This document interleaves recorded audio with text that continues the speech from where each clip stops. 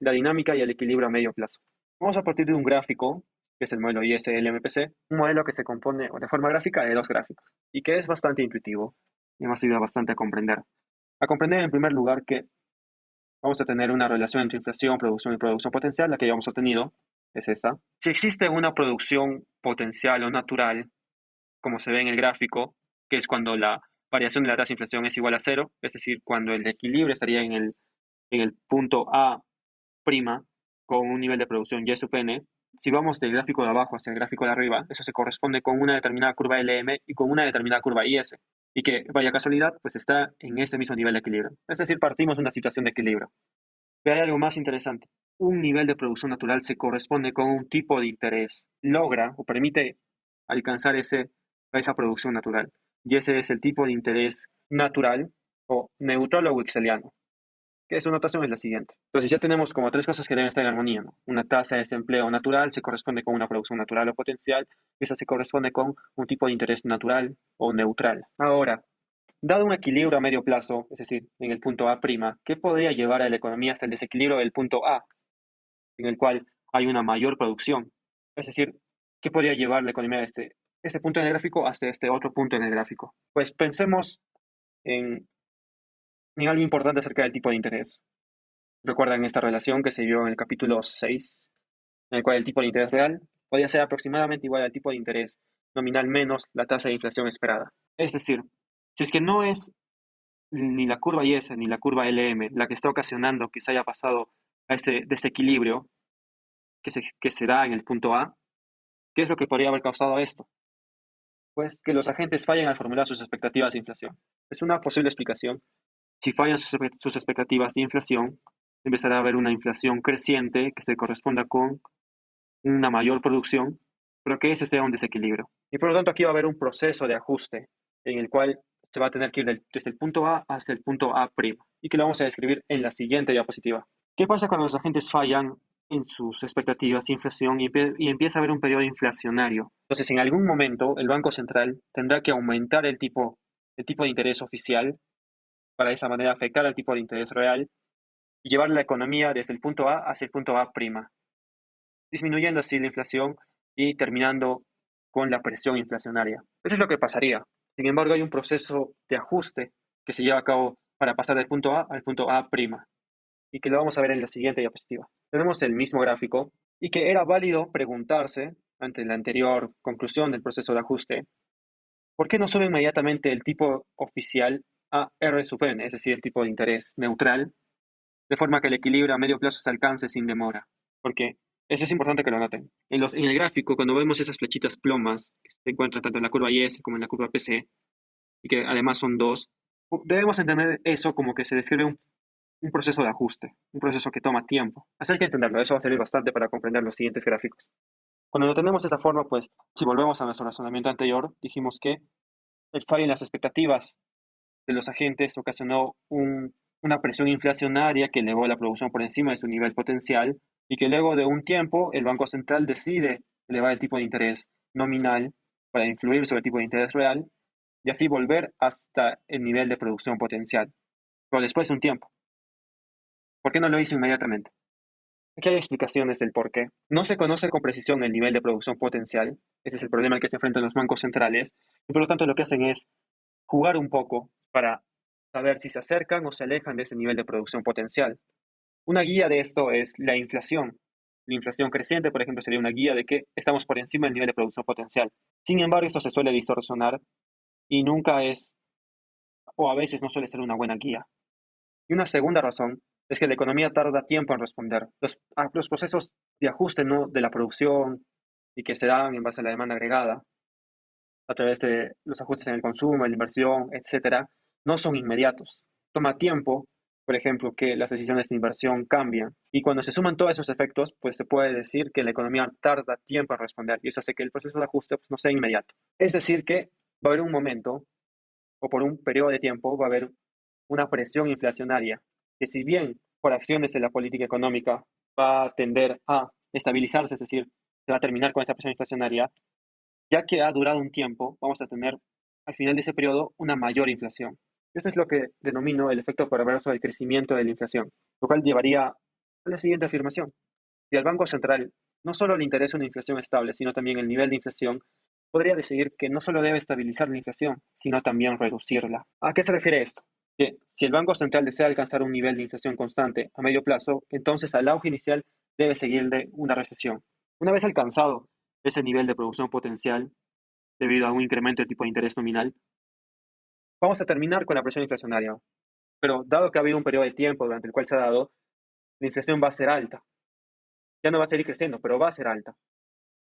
Y por determinados motivos, que los vamos a explicar luego, esto no es algo deseable. No es deseable tener una inflación alta. Por lo tanto, hay motivos suficientes para que, por ejemplo, el tipo de interés nominal se eleve aún más para dar lugar a un periodo deflacionario, depresión deflacionaria, y de esa forma reducir el nivel de la inflación. Y bueno, posteriormente seguirá de nuevo otro proceso de ajuste para terminar con esa presión deflacionaria, que al final el resultado será que se habrá terminado con un nivel de inflación relativamente menor, pero que sin embargo el costo para alcanzarla ha sido una recesión económica. Unido a este punto, lo que vamos a tener es un análisis acerca de la reconsideración del papel de las expectativas. Es decir, teníamos este modelo ISL-MPC, que trabajaba con unas expectativas de inflación adaptativas, es decir, que el nivel de inflación esperada estaba determinado por el nivel de inflación del periodo anterior. Y sin embargo, en el capítulo 8 se vio que podría haber otras expectativas acerca de la inflación, una con expectativas, llamémosle, ancladas, en el cual la inflación esperada estaba dada por una constante, es decir, tenía la siguiente forma. Ahora, si suponemos que si esa constante de inflación toma un valor de, por ejemplo, cero, lo que vamos a obtener es la siguiente relación. Es decir, lo que obtenemos es la curva de Phillips original, la que se vio en el capítulo 8, en la cual podía haber un intercambio perfecto entre la inflación, entre el nivel de inflación, recuerden, no la tasa de crecimiento de la inflación, sino el nivel de inflación y la tasa de desempleo. Y en este caso ya no trabajamos con tasa de desempleo, sino ahora trabajamos con producción. ¿Qué trae como consecuencia estas expectativas ancladas? Primero, que un desequilibrio puede ser una producción por encima de su nivel potencial, ya no ocasiona una inflación creciente o una presión inflacionaria, sino solamente una inflación mayor. Dos, el Banco Central podría utilizar una política monetaria restrictiva para reducir la producción, es decir, aumentar el desempleo y el nivel de inflación sin problemas. Es decir, se volvía a esta relación de curva de Phillips original. Y como tercer punto, siempre que las expectativas de inflación permanezcan ancladas, no es necesario que una recesión posterior compense el auge inicial, ya que no va a haber una presión inflacionaria, como pasó en el anterior análisis, en el cual habían expectativas adaptativas, y en la cual, si bien se podía estabilizar la tasa de crecimiento de la inflación, luego de un periodo de presión inflacionaria, iba a llegar a un nivel de inflación alto o mayor. En este caso no. Es decir, gracias a que las expectativas acerca de la inflación permanecieron ancladas. Un tercer punto importante para analizar es el límite inferior cero y las espirales de la deuda. El gráfico que describe muy bien ese punto va a necesitar de una relación entre tasa de crecimiento de inflación y brecha de producción. Es decir, una en la que los agentes determinan sus expectativas acerca de la inflación mediante expectativas adaptativas. Y es válido preguntarse lo siguiente: ¿qué ocurre si los agentes fallan al formular sus expectativas de inflación? Específicamente, tienen expectativas deflacionarias. Pues hay varias consecuencias. En primer lugar, si la economía está suficientemente deprimida, el tipo oficial real, en este caso es el neutral, necesario para que la producción retorne a su nivel natural, puede ser negativo. Una economía suficientemente deprimida estaría en ese nivel, cerca a cero, y cuando está cerca a cero, puede darse que el tipo necesario, el tipo de interés natural necesario para regresar al nivel potencial sea negativo, como se muestra en el gráfico. Un gráfico hecho a medida para establecer esa situación. Un segundo punto. Si la economía se encuentra cerca del límite inferior cero del tipo de interés y ya no puede alcanzar el tipo de interés natural, entonces se da una espiral de la deflación o trampa de la deflación. Es decir, si se encuentra cerca al límite inferior cero, se encuentra en ese punto. El tipo de interés real está por encima de un tipo cero, pero no muy lejano a este. Y si empieza a haber unas expectativas deflacionarias, vamos a empezar a tener una presión deflacionaria en la economía que va a impulsar la producción por debajo de su nivel natural. Entonces, lo correcto sería que el Banco Central tenga que reducir el tipo de interés nominal, llamémosle simplemente ahora tipo de interés, para aumentar la producción. Y sin embargo, ya que está cerca del límite inferior cero, una vez alcanzado este límite, ya no va a poder hacer nada más. Es decir, digamos que lo baje hasta cero.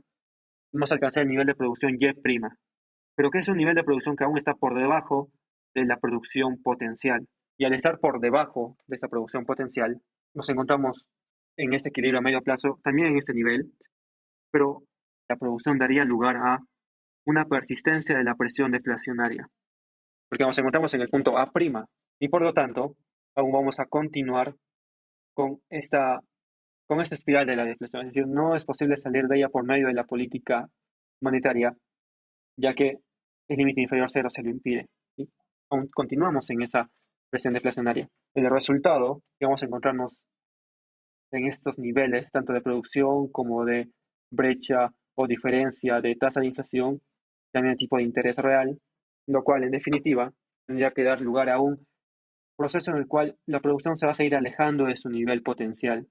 Por eso la indicación de esas flechas, tanto hacia arriba, a la izquierda, como hacia abajo, pero también a la izquierda. Ese es un serio problema que lleva a decir lo siguiente.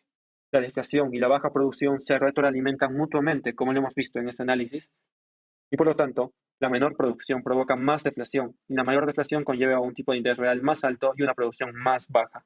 Lo bueno está que conforme ese tipo de interés real siga aumentando, pues se podrá ir saliendo de este límite inferior y habrá la oportunidad para que, ya sea por medio de una política monetaria o incluso por una política fiscal, se pueda salir de esta espiral de deflación, es decir, alcanzar el nivel potencial de producción que dé fin a esta presión deflacionaria en la economía.